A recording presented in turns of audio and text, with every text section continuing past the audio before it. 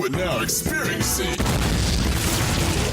the digital life with Kevin Lockett.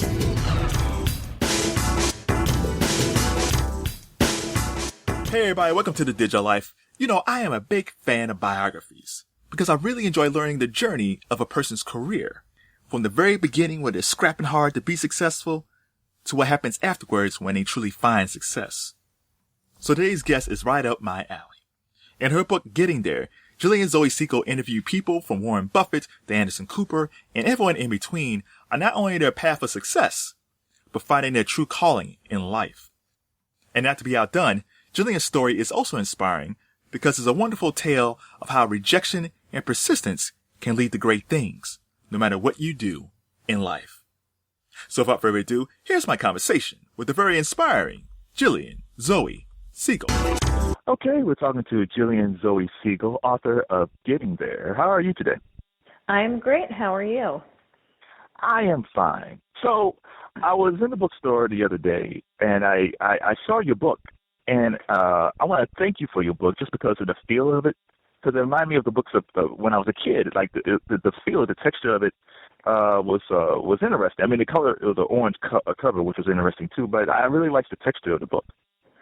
Well, thank you. Thank you very much. It was mainly something that the publisher came up with, and I had a little bit to do with it. I cannot take most of the credit, but I love it. So far, what has been the responses to your book?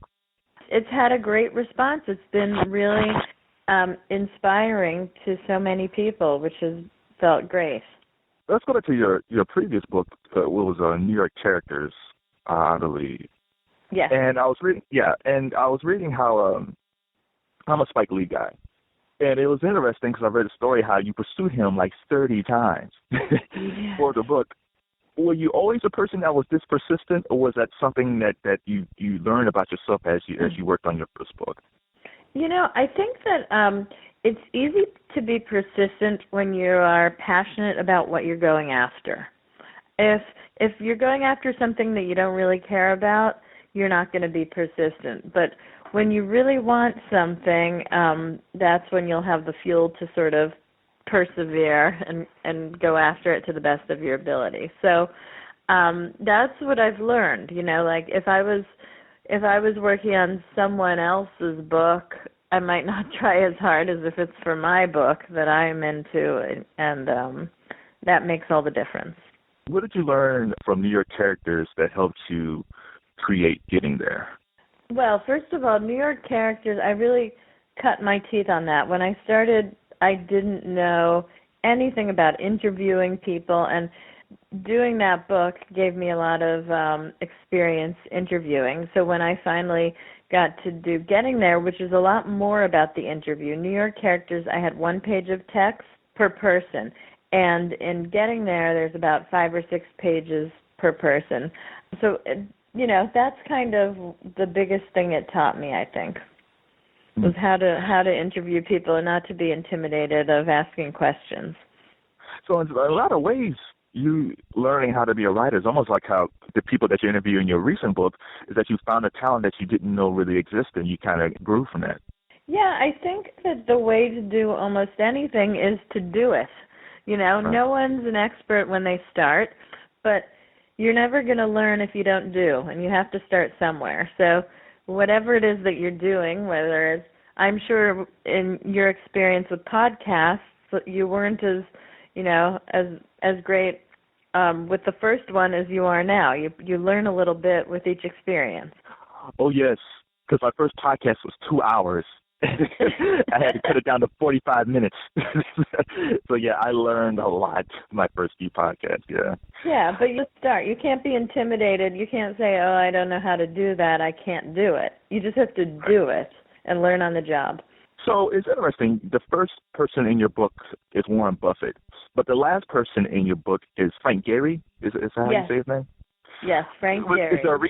Is there a reason why you book in those two gentlemen like that at the beginning, at the end, or is that just how the process as the interviews just went along? It was sort of like shuffling a deck of cards. It wasn't random. The order wasn't random, but I had to make it so that, it was was a good flow for people who read the book in order. And I think both of those are strong candidates, and no one could feel bad, if they're at the end when Frank Gehry's at the end, because he's such a legend in his field as an architect. And same with Warren Buffett. Well, no one would be upset about going first, but on the front of the book, people are in a different order. It actually I have Warren Buffett first and Michael Bloomberg last. And the reason why I put Michael Bloomberg last on the front of the book, where all the names are, is so no one else would be offended. Because with that guy last, you can't be upset if you're second to last. Yeah. It's interesting reading just the different bios of the people, because the one thing that seems to pop up for some of them, not all of them, is that there are insecurities. You would look at these people and figure out, you would think they would know everything, like they're successful, they're strong, they're powerful, but insecurities pops up quite a bit. That is completely true, and I made a point of having people talk about their insecurities, their failures, the obstacles they had to overcome to get to where they are, because I think that hearing those stories is what can really inspire the rest of us, because it's so easy to look at a luminary who's made it and imagine that person had a somewhat easy time getting to where they are or was almost born that way. And the truth couldn't be further from that. But when you are going through your own challenges, it's very easy to get defeated. And the single best thing that you can do to inspire yourself is to think about someone you admire and what they have gone through and know that you're not alone. So this is sort of a book of boosts. That's what I say. It's like a book of stories that you could read, and they'll give you a boost when you need one.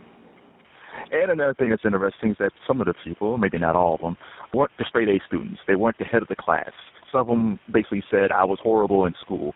So it kind of showed people, it's like, life is a journey, and you don't have to be the best and the brightest at first. It's just, you just need to find something that you're good at, and you work on that until you become a success. Yes, I think 6 of the people in my book never graduated college. So there you have it. You don't need to be the best student at the best school and to be a success. What you really need, you need a bunch of things, but you need to be doing something you're passionate about.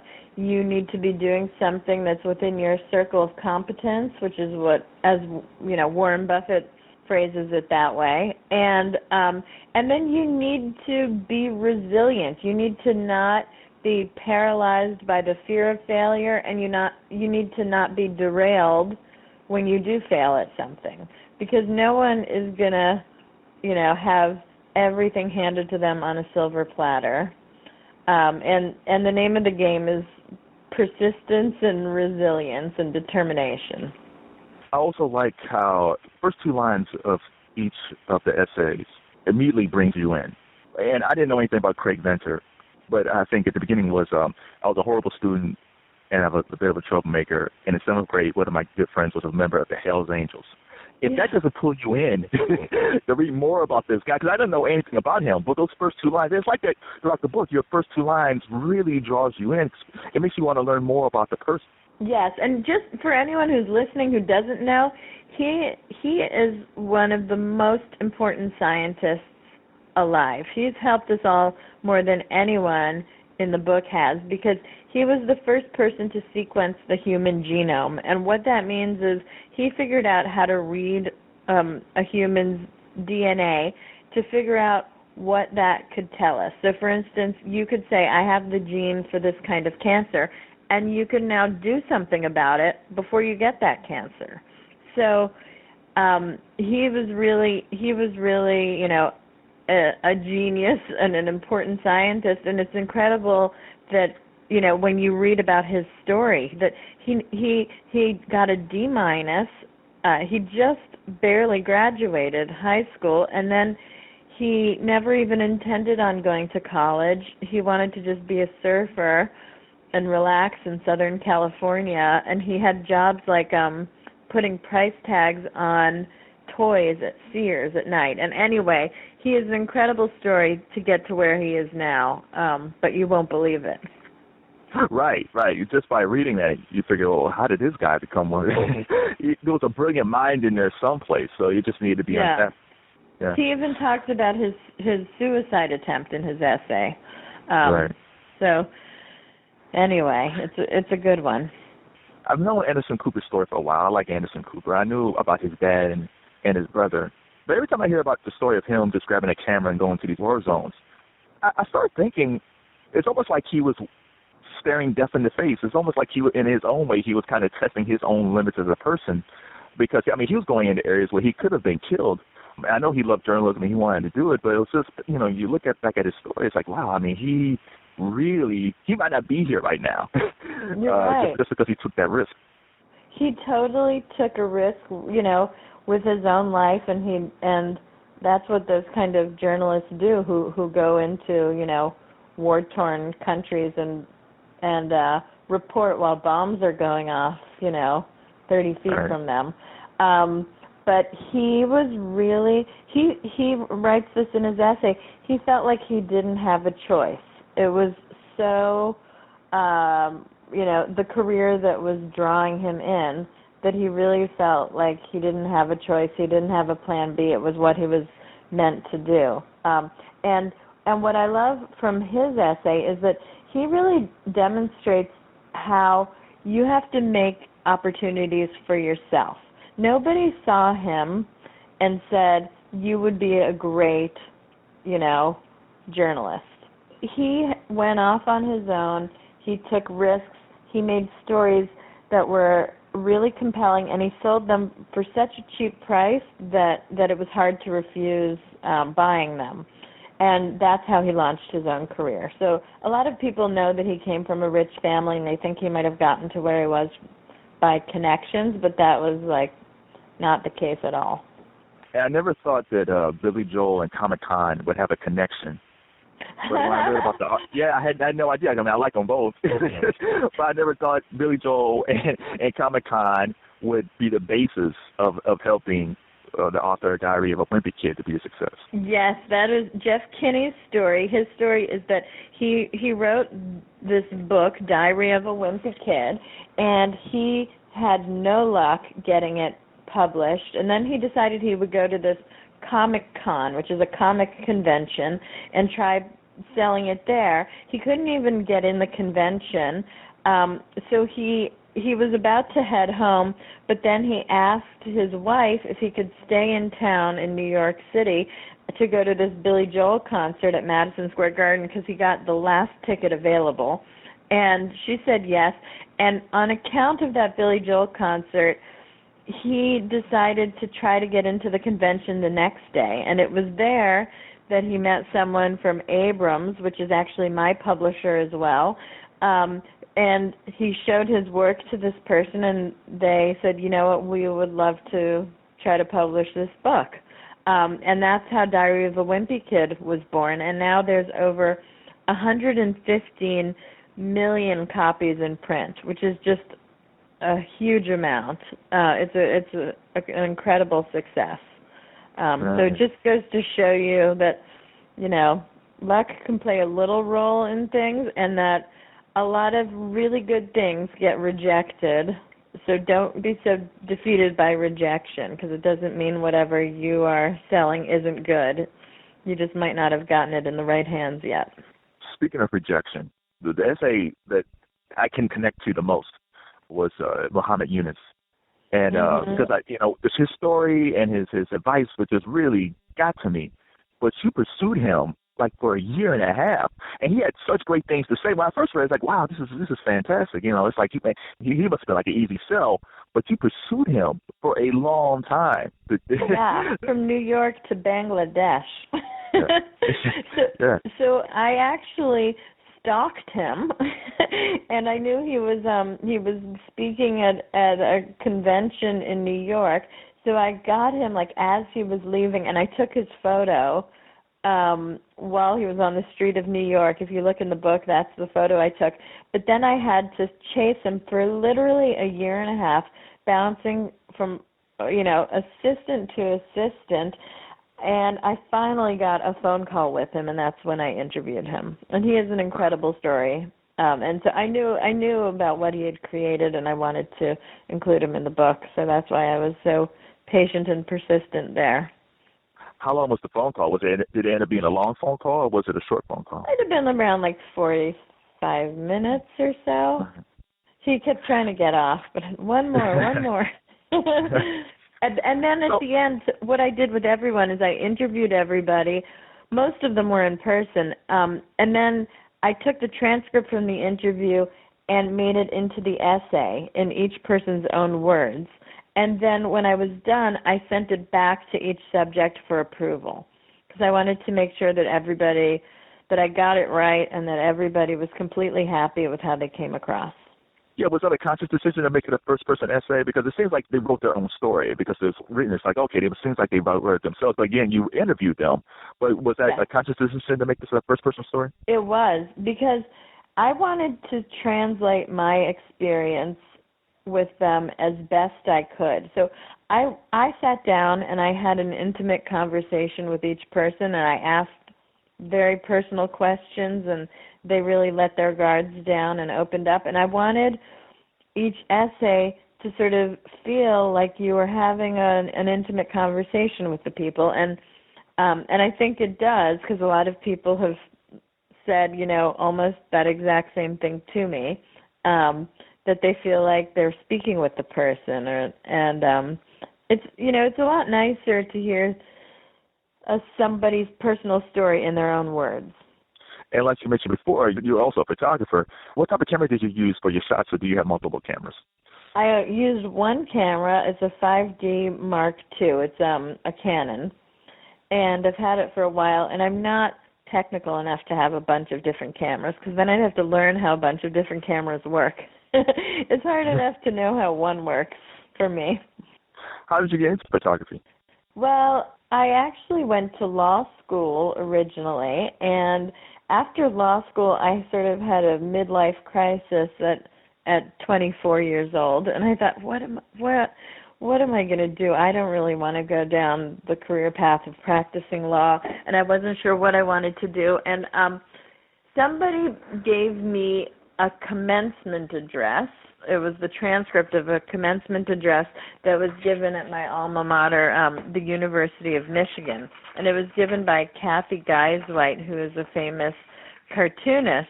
And she said, take the classes, the friends, and the family that have inspired the most in you, save them in your permanent memory, and make a backup disc.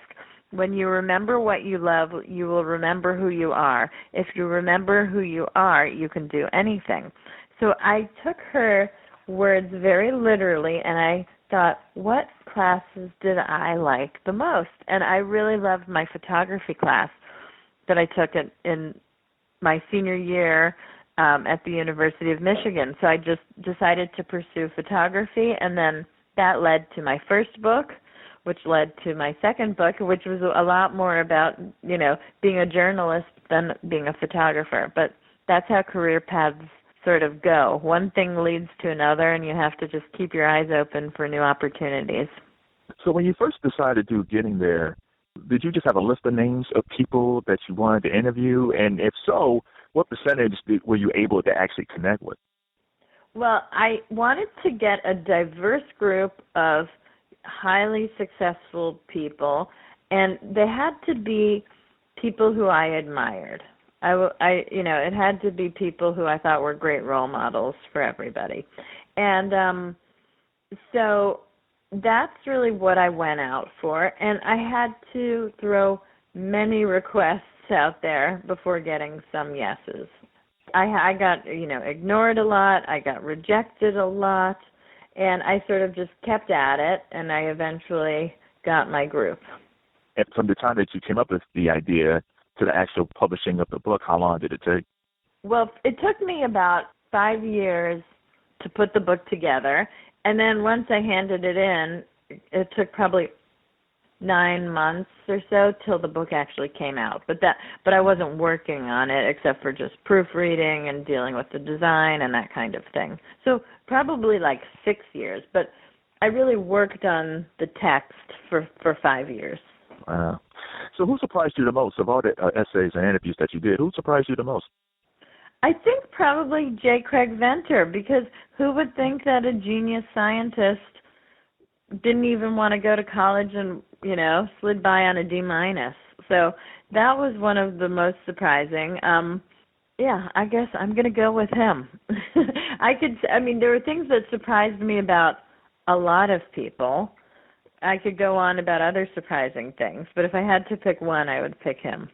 And who do you think has the most balanced life? Because all these people are successful and they're dedicated to their work, but the balancing of family and life, who do you think is the most balanced of the people that you talk to? Well, here's the thing. What does that really mean? Because when you talk about balance, you're talking about balancing between the things that person personally wants. And everybody wants different things.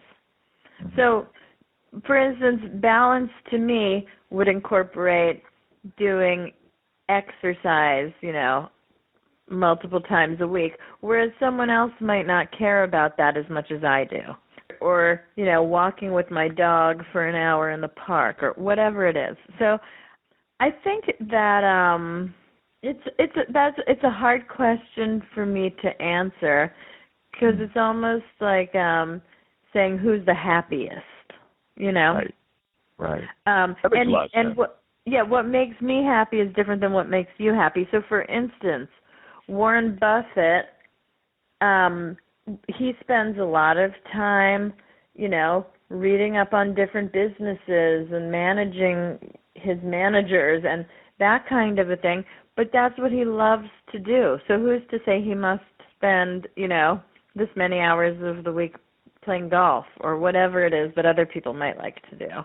Because that's what gives him joy. That makes a lot of sense. I like that question. You kind of turned it around on me. I like that. I like that a lot.